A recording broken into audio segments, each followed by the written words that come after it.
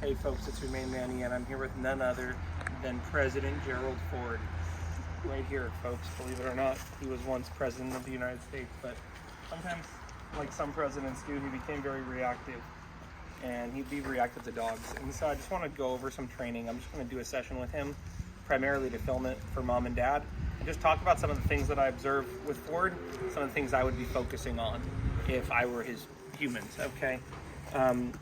The first thing I would focus on with Ford, and this is common with a lot of reactive dogs, is like to not have them be, in general, just don't have them be pushy. We've noticed here, like we open a door, he pushes out. We notice he wants something, he'll cry, and he'll whine, he'll make sounds for us to give him things. And that general pushiness, in terms of a relationship sense, that's kind of how he feels he should be around his people. Like he should push them around, okay? And so when I just start working with him, I don't really want him chomping at the bit. I don't want him barking at me, crying, whining at me when we're trying to start training. I want him like this calm, okay? So we're gonna go through his basic commands. I'm gonna do it first with the leash, and then I'll do it with the remote collar, okay? So follow me around, camera person, as I film this, and we'll go over all this stuff with him, okay? It's super important with him that I don't do all these obedience commands when he's in front of me. Okay, if you have a dog that's always walking in front of you, you need to start having good things happen when they're behind you. And then when you walk, they're gonna be more likely to wanna be behind you. But if every time I give him a treat and I do obedience, he's right in front of me, later we're walking down the street, I say, Ford, I want you behind me. He's like, why would I be behind you? So, to summarize, don't have him be pushy, and also that includes jumping on you, okay? And I'm not talking about telling Ford to stop.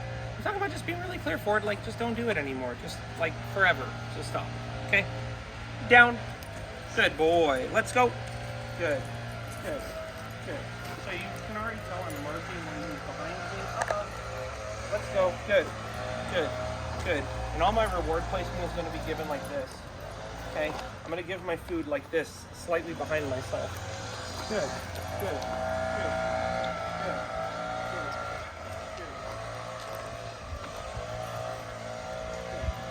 Now, a lot of times with dogs like Ford, the issue is he's going to do really good when there's no distractions, and then when a crazy distraction happens, like a dog jumps out from behind a school bus, he's going to go ballistic. We have to actually make distractions on purpose. So what I'm doing is I'm moving in a very unpredictable manner. He's having to pay attention to me, and then I might even take this food, leave it, yes, toss a piece of food, say leave it, he turns back to me, and he gets the food. But that's not really enough to just say leave it. I want to have actually success with my prong collar. Leave it, yes. So I'm saying leave it, and I'm tugging on the prong collar, he comes back to me, he gets food. He's probably going to still try to find this piece of food. It's somewhere over here, but at this point, the scent's kind of drifting down, so he's just looking anywhere. Leave it, yes. Now you notice I caught myself there and I did not have food in my hand because I saw him literally just going from the ground to looking at my hand. Leave it. Yes. I'm not going to say yes until he's looking up at my eyes. Dogs like this, they can go through a lot of the motions, sit, stay, lay down, go to your bed, but they're not actually looking at you. Realize fundamentally when you have a reactivity problem, you have a distraction problem and an impulse control problem. So sit. Good. By having him look up at me, I'm making it really clear. Hey man, I need you to pay attention to me and not be distracted. I need you engaged with me. Let's go. By having him not be pushy, I'm working on his impulsiveness. Hey man, don't be so impulsive. Don't be crying and whining and pushing every time you think something's gonna happen. Just calm down, leave it. Yes. Okay, and then what I need to have him practice doing is going from being distracted, break, leave it, yes. He caught himself there and he actually didn't even eat the piece of food. I want him to know he's fine, he can have it. Break, break, break, good boy.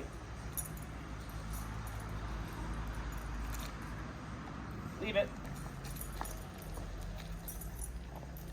Yes.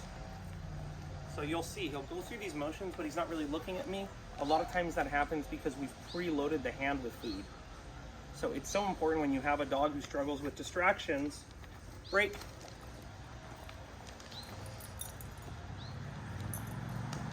Leave it. Yes. You're not just having food in your hand all the time when you're training, but you're really using that food pouch So the dog's actually like looking up, and then you're going, yeah, and then they're getting food. Otherwise, they're really just gonna be looking at your hand, and when they look back and they don't see there's food in your hand, they're gonna stop looking at you. I want the dog to understand, basically, look up at my face. I have a credit card. I can go buy you stuff. Just look up at my eyes. Sit. Good. Down. Good. Let's go. Good. So create distractions on purpose so you can practice having him break, getting distracted. Let's go. Good boy. And then coming back to you. Yes. Have that food in your pouch and say the right word when he looks up at your eyes, or if you're going to have food in your hand, sit. Bring the food up to your face. Let's go. Good, good, good, good, good, good. Yes. Bring the food up to your face so he's really looking up towards your face. Let's go. Good boy. Sit. Good. Down. Good. Good. Good. Good. Now, the other thing I'm going to mention is you'll notice I'm using the prong collar even though he's going to do the commands. I know he's going to do the commands. And I'm using the prong collar when he's going to do the command because I want him associating the prong collar with a willingness and a eagerness to do the command. Let's go. Sit. Down. Let's go. Sit. Down. Down. Good. Good. Down. Down. Down. Down. Down. This is my last piece of information, and then I'm going to stop. Down. What does the reactive dog need? Long story short, okay? They need an outlet to focus on something and move really quickly and grab something. We use food or we use a toy to give them an outlet, and they need to understand that that's something we're doing together. Even if they're playing with another dog, I want to be able to call them back to me and then let them go run around and play with the other dog as a reward, okay? So the dog needs to understand how to move as I'm directing them when they're really excited and they're very amped up, okay? The other thing the reactive dog needs to master is calming down with no reward present, even in the face of distractions.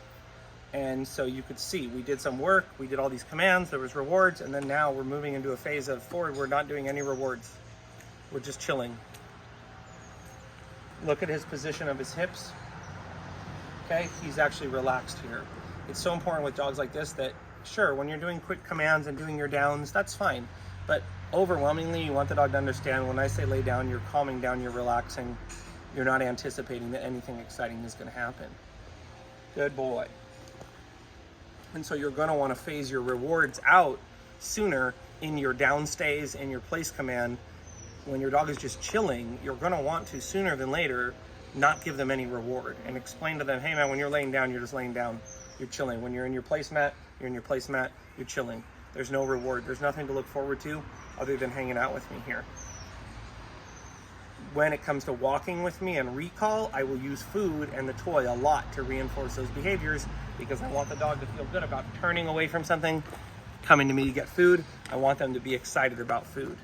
But if I'm using food in his downstay here, he's going to get excited. He might break out of the downstay, and then I'm going to have to tell him to go back into it down again. So remember, folks, as always, don't blame them, train them. And if there's just a couple things that you took away from this video, just try practicing those things consistently. You know, either regularly integrate them into your overall way that you are with your dog, or just like 3 to 5 times a day, maybe practice training and think about some of the things that I said in this video. Okay, Ford, like many dogs, he's at a very high level. I'd say he's about 80 to 85% trained. There's just fine tuning here. And it's more important than ever when we're in this fine tuning phase that we don't get frustrated. We just try 1 or 2 things at a time. We see how it goes. Until next time, folks, we'll see you then.